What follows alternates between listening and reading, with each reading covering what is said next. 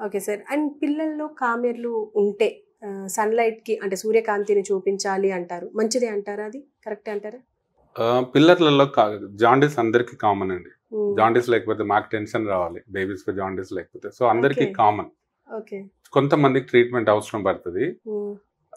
Treatment అవసరం పడ్డ వాళ్ళకు మేము జాండీస్ మానిటర్ చేసి, అవసరం పడ్డ వాళ్ళకు బ్లడ్ టెస్ట్ చేసి, అవసరం పడ్డ వాళ్ళకి ట్రీట్మెంట్ ఇస్తాం. హ్మ్. ట్రీట్మెంట్ అలా ఒక్కటే స్పెషల్ లైట్ థెరపీ ఉంటది. దాన్ని ఫోటోథెరపీ అంటాం బేబీస్‌కి. హ్మ్. బేబీ మదర్ దగ్గర ఉంటే మదర్ దగ్గర పెట్టొచ్చు. ఎన్ఐసీయూలో ఉంటే ఎన్ఐసీయూలో పెట్టొచ్చు. స్పెషల్ లైట్ పైనుంచి వస్తది. హ్మ్. బట్ సూర్యకాంతులు సన్‌లైట్ ఎప్పుడు జాండీస్‌కు పనిచేయదు. Okay. There is no role at all. సూర్యకాంతులు జాండీస్‌కు సంబంధం లేదు. అంటే మన పూర్వీకులు మాత్రం అలాగే అంటారు. చేస్తామని అంటారు అంటారు. కదా! జాండీస్‌కి అయితే హెల్ప్ కాదు. కాదు. కాదు. అంటే ఒక మిత్ అంటారు. మిత్. మేము కూడా చాలా మందికి ఎవ్రీడే పేరెంట్స్‌తో మాట్లాడుతూ ఉంటాం. హ్మ్. వాళ్ళు అడుగుతారు ఇదే క్వెషన్. హ్మ్. బట్ రిలేషనే లేదు అస్సలు. అసలు. ఓకే. అంటే సూర్యకాంతి అసలు 0% అంటారిక జీరో. పిల్లలకి. No relation. అంటే డి విటమిన్ అది ఓకే. యెస్. జాండీస్ పర్స్పెక్టివ్‌లో రిలేషనే లేదు. ఓకే. అసలు ఎందుకు మీరిప్పుడు అన్నారు జాండీస్ లేకపోతే మేము భయపడాలి అని. ఎందుకంటారు? ఇప్పుడు న్యూ బార్న్ బేబీస్‌లో జాండీస్ ఎందుకు వస్తదంటే, వాళ్ళు కడుపులో ఉన్నప్పుడు లంగ్స్ పనిచేయవ్వాలి. సో, వాళ్ళకి రెడ్ సెల్స్ ఎక్కువ ఉంటాయి. హుహు. ఆ ఇండైరెక్ట్ ఆక్సిజన్ సప్లై తల్లి నుంచి వస్తది కాబట్టి రెడ్ సెల్స్ ఎక్కువ ఉంటాయి. ఆ ఇండైరెక్ట్ ఆక్సిజన్ సప్లైని కోప్ కావడానికి దేవుడు వాళ్ళకి రెడ్ సెల్స్ ఎక్కువ ఇస్తాడు. బయటకు వచ్చిన తర్వాత వాళ్ళంతట వాళ్ళు బ్రీత్ చేసుకుంటూ ఉంటారు కాబట్టి అన్ని రెడ్ సెల్స్ అవసరం లేదు. ఆ ఎక్సెస్ రెడ్ సెల్స్ అన్ని చచ్చిపోతాయి. చచ్చిపోయే ప్రతి రెడ్ సెల్ జాండీస్ అనే బై ప్రోడక్ట్ ని బ్లడ్ లో వదులుకుంటా పోతుంది. That is jaundice. Number 2 reason first 1 week liver maturity సరిగా ఉండదు. ఇప్పుడు మన జాండీస్ అయినా బేబీ జాండీస్ అయినా లివర్ మెయిన్ ఆర్గన్ కంట్రోల్ చేసేది మన జాండీస్ ని. మెచ్యూరిటీ లివర్ సరిగా ఉండదు కాబట్టి ఫస్ట్ 1 వీక్ జాండీస్ కొంచెం ఉండటానికి ఛాన్స్ ఉంది. సో జాండీస్ లేకపోతే మేము ఎందుకు టెన్షన్ పడాలంటే అంటే బేబీకి రెడ్ సెల్స్ సరిగా లేవు అన్నట్టు. అంటే ఓకే. అప్పుడు ఎలాంటి ట్రీట్మెంట్ ఉంటుంది ఒకవేళ సరిగ్గా లేకపోతే? దానికి ఇన్వెస్టిగేట్ చేస్తామండి. బ్లడ్ టెస్ట్లు అన్ని చేసి అసలు దానికి మెనీ రీజన్స్ ఉన్నాయి. ఇప్పుడు బ్లడ్ ఎందుకు తక్కువ ఉంటుంది బేబీస్కి, అది మెనీ రీజన్స్ ఉన్నాయి. ఏ రీజన్ మనకి ఇన్వెస్టిగేషన్స్ చేస్తే తెలుస్తుంది. మనం ఆ రూట్లో వెళ్ళిపోతాం. Okay sir. ఇప్పుడు సాటిల్ రిఫ్లెక్స్ అని చెప్పేసి అంటారు, అది ఏంటి సార్ అసలు దాని?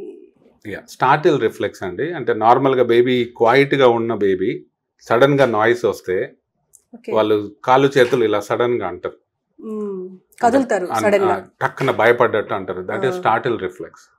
సడన్గా నాయిస్ వచ్చినా అంటారు వాళ్ళు క్వైట్గా ఉన్నప్పుడు. వాళ్ళు క్వైట్గా ఉన్నప్పుడు మనం సడన్గా బేబీస్ని మూవ్ చేసినా వాళ్ళు కాళ్ళు చేతులు అలా సడన్గా ఉలిక్కి పడ్డట్టు ఫ్యూ సెకండ్స్ అంటారు. That is called startle reflex.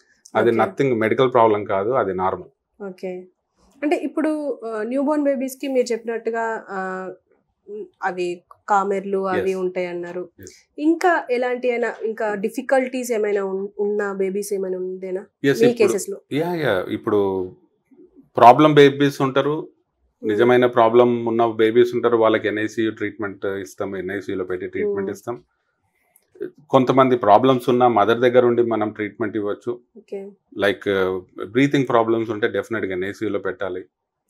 Mild infection ఉంటే మదర్ దగ్గర ఉండి యాంటీబయాటిక్స్ ఇవ్వచ్చు. జాండీస్ ఉంటే మదర్ దగ్గర ఉండి యాంటీబయాటిక్ ఇవ్వచ్చు. జాండీస్ ఉంటే మదర్ దగ్గర ఉండి ట్రీట్మెంట్ ఇవ్వచ్చు. కొన్ని ప్రాబ్లమ్స్ మనకు ప్రాబ్లం లాగా కనబడితే కానీ దానికి ట్రీట్మెంట్ అవసరం లేదు. For example new born rash అంటాము. ఎర్ర చుక్కలు రెడ్ స్పాట్స్ బాడీ మీద వస్తాయి 3 to 5 days of new born బేబీకి. దాంతట అదే పోతుంది, దానికి ట్రీట్మెంట్ అవసరం లేదు. చూడటానికి భయంకరంగా కనపడుతుంది ఒక్కోసారి, బట్ ట్రీట్మెంట్ అవసరం లేదు.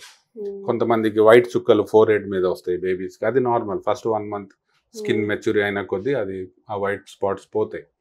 కొంతమందికి రెడ్ స్పాట్స్ కళ్ళల్లో వస్తాయి. డెలివరీ టైంలో ఒక్కోసారి బ్లీడింగ్, ఈ వైట్ పార్ట్ ఆఫ్ ద ఐలో బ్లీడ్ రావచ్చు, అది కూడా పోతుంది. అండ్ కొంతమంది బేబీస్కి, గర్ల్ బేబీస్కి ఎస్పెషలీ వెజైనా నుంచి బ్లడ్ రావచ్చు, అది నార్మల్. అది మదర్ నుంచి హార్మోన్స్ సడన్ గా విడ్రా అవుతాయి కాబట్టి బ్లీడింగ్ రావచ్చు, అది అగైన్ 3 to 5 days లో సెటిల్ అవుతుంది. గర్ల్ బేబీస్ తీసుకుంటే వెజైనా నుంచి వైట్ డిశ్చార్జ్, గ్రే డిశ్చార్జ్ రావచ్చు, అది నార్మల్.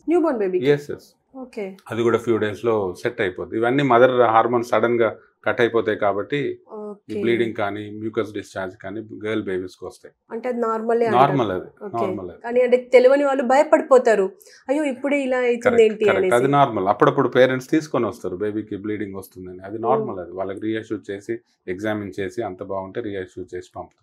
Okay sir. ఇప్పుడు నియోటల్ నిమోనియా అంటున్నారు, అంటే నాకు ఒక ఫ్రెండ్ పంపించింది. నియోటల్ నిమోనియా అంటే ఏంటి? నియోనేటల్ న్యూమోనియా, అదర్వైజ్ మేము కంజెనిటల్ న్యూమోనియా అంటాం. ఓకే. నియోనేటల్ అంటే ఇంతకుముందు చెప్పినట్టు babies first 28 days of life ని నియోనేటల్ బేబీస్ అంటాం మేము.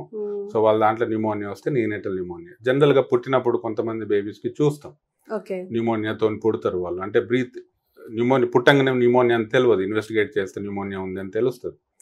పుట్టంగానే వాళ్ళు బ్రీతింగ్ ప్రాబ్లమ్స్ తో పుడతారు. ఎందుకు కొంతమందికి న్యూమోనియా వస్తుంది?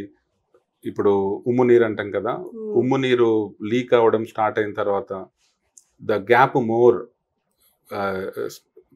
వి call it as prolonged rupture of membranes. అంటే ఉమ్ము నీరుకి డెలివరీకి టైం గ్యాప్ ఎక్కువ ఉంటే, ఉమ్ము నీరు పోవడానికి డెలివరీకి గ్యాప్ ఎక్కువ ఉంటే బేబీకి ఇన్ఫెక్షన్ అయ్యే ఛాన్స్ ఉంటుంది. ఆర్ మదర్కు ఫీవర్ వస్తే బేబీకి ఇన్ఫెక్షన్ వచ్చే ఛాన్స్ ఉంటుంది. మదర్కు ఫీవర్ అంటే మదర్కి ఇన్ఫెక్షన్ ఉన్నట్టే కదా ఎక్కడో అక్కడ, సో బేబీకి వచ్చే ఛాన్స్ ఉంటుంది. ఆర్ ప్లాసెంటా ఇన్ఫెక్షన్, కోరియోఅమ్నైటిస్ అంటాము, అది ఉంటే బేబీకి న్యూమోనియా వచ్చే ఛాన్స్ ఉంటుంది. సో బేబీకి ఒకవేళ న్యూమోనియా కడుపులో ఉన్నప్పుడు సోకితే బయటకు వచ్చిన తర్వాత వాళ్ళకి బ్రీతింగ్ ప్రాబ్లం ఉంటుంది, ఆక్సిజన్ అవసరం పడుతుంది. వాళ్ళకి ఎన్ఐసి తీసుకుపోయి ఆక్సిజన్ అవసరం పడ్డ వాళ్ళకి ఆక్సిజన్, లేకపోతే కొంతమందికి సిపాప్ అవసరం పడుతుంది, కొంతమందికి వెంటిలేటర్ అవసరం పడుతుంది. దెన్ యాంటీబయాటిక్స్ ఇస్తాం. ఓన్లీ కంజెనిటల్ న్యూమోనియా అయితే మనకి 2 to 3 days లో వాళ్ళు రికవర్ అవుతారు. దెన్ సపోర్ట్ అని, బ్రీతింగ్ సపోర్ట్ అని వీన్ ఆఫ్ చేసి తీసేస్తాం లాస్ట్ కి. అంటే క్యూర్ అవుతుంది. ఎస్ క్యూర్ అవుతుంది, క్యూర్ అవుతుంది. ఇప్పుడు యాజ్ యూ స్పీక్ ఇప్పుడు యూనిట్ లో మా మెడికవర్ ఈ ఎన్ఐసియులో ఒక బేబీ న్యూమోనియాతో ఉన్నాడు, గెటింగ్ బెటర్. ఓకే, అంటే న్యూ బోర్న్ బేబీస్ కి ఏ రిస్క్ ఉన్నా దాన్ని క్లియర్ చేయొచ్చు అంటారు majority of the times. Yes, ఇప్పుడు నేను మీకు ఇంతకుముందు చెప్పాను మాది level 4 యూనిట్ అని. అంటే మేము new born babies heart surgeries కూడా ఈ బిల్డింగ్ లో చేస్తాం. మాకంత సర్జన్, కార్డియాక్ సర్జన్ ఉన్నారు, కార్డియాలజిస్ట్ ఉన్నారు, పీడియాట్రిక్ సర్జన్ ఉన్నారు, అండ్ మా NICU team total 15 doctors, nurses, మాకు మంచి సపోర్ట్ ఉంది. అండ్ ఇన్ఫ్రాస్ట్రక్చర్ కూడా అలాగనే ఉంది. సో ఏది వచ్చినా మేము మేనేజ్ చేస్తాం. కానీ అందరికీ 100% సర్వైవల్ రేట్ అలా చెప్పడం కష్టము, ఎస్పెషలీ ప్రీటర్మ్ బేబీస్. మాకు ఇప్పుడు మా యూనిట్లో ఇక్కడ 24 weeks నుంచి మేము చూసుకుంటాం. అంటే నార్మల్ ప్రెగ్నెన్సీ 40 weeks అని చెప్పాను కదా, 24 weeks అంటే 16 weeks ఎర్లీ పుట్టిన బేబీస్, అంటే 4 నెలలు అర్లీగా పుట్టిన బేబీస్ నుంచి మేము చూసుకుంటాం. వాళ్ళ బర్త్ వెయిట్ మీకు ఇంతకుముందే చెప్పినట్టు 3 is average. 24 weeksది 500 grams birth weight ఉంటుంది. సో అటువంటి బేబీస్ని చూసుకునే ఇన్ఫ్రాస్ట్రక్చర్, టీము మాకు ఇక్కడ ఉంది మెడికవర్ హాస్పిటల్లో. ఓకే, అంత తక్కువ వెయిట్ తో అంటే ఎలా సర్వైవల్ అవుతారా చిన్న బేబీస్? ఎస్, 24 weeks పుట్టిన వాళ్ళు వాళ్ళ సర్వైవల్ రేట్ 60% అండి. అంటే 100 మంది అలా మేము చూస్తే 40 మందిని సేవ్ చేయలేము, 50 to 60% బతుకుతారు. దాంట్లో కొంతమందికి లాంగ్ టర్మ్ ప్రాబ్లమ్స్ ఉంటాయి. కానీ టచ్ వుడ్ ఇక్కడ మా హాస్పిటల్లో ఫస్ట్ బేబీ ఇప్పుడు 3.5 years old, 24 week 500 gram baby. She is completely almost normal now. She is going to school. Okay. అలా చాలా మంది ఇంటికి పోయారు. 600 grams 700 gram babies, they are fine. అంటే ఇప్పుడు ప్రీమెచ్యూర్ బేబీస్ కి అంటే ఫ్యూచర్ లో గానీ అంటే మొత్తానికి లైఫ్ లాంగ్ ఏమైనా కాంప్లికేషన్స్ ఉంటాయంటారా, లేకపోతే తగ్గిపోయేవే ఉంటాయంటారా? కొంతమందికి లైఫ్ లాంగ్ కాంప్లికేషన్స్ ఉంటాయి. ఇప్పుడు వాళ్ళు తక్కువ జెస్టేషన్ 24 weeks, 25 weeks, 26 weeks తక్కువ జెస్టేషన్లో పుట్టిన వాళ్ళకి ఎక్కువ ప్రాబ్లమ్స్ వచ్చే ఛాన్స్ ఉంటుంది.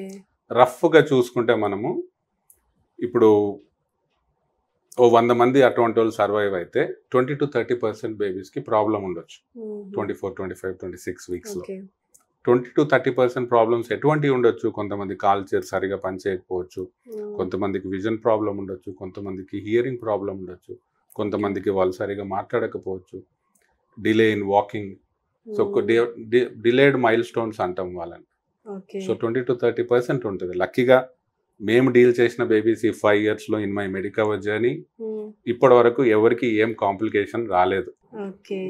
సూపర్, దేవుని దయ వల్ల. అంతే, హోప్ ఇంకా ముందు కూడా అలాంటివి రావద్దు. అండ్ సార్ ఇప్పుడు మదర్కి ఏదైనా హెల్త్ ఇష్యూ ఉంటే, ఇప్పుడు ఇంతకు ముందు అంటే HIV అంటుండే, తర్వాత ఇంకా వేరే వేరే కారణాలు ఏవైనా ఉన్నా, టీబీ, బేబీకి కూడా వచ్చే ఉంటుందా ఛాన్సెస్? ఉంటదండి. ఇప్పుడు హెచ్ఐవి ఫర్ ఎగ్జాంపుల్ మనము హెచ్ఐవి ఎగ్జాంపుల్ తీసుకుంటే ఇంతకు ముందేమో సోషల్ స్టిగ్మా ఉండే, సోషల్ ట్యాబు ఉండే. ఇప్పుడు ఏం లేదు. మనం నార్మల్గా వాళ్ళని చూస్తున్నాం. నార్మల్గా ఇప్పుడు సెక్షన్స్, నార్మల్ డెలివరీస్ అవుతున్నాయి. సో బేబీ మదర్ నుంచి బేబీకి హెచ్ఐవి పోయే ఛాన్స్ ఉంది.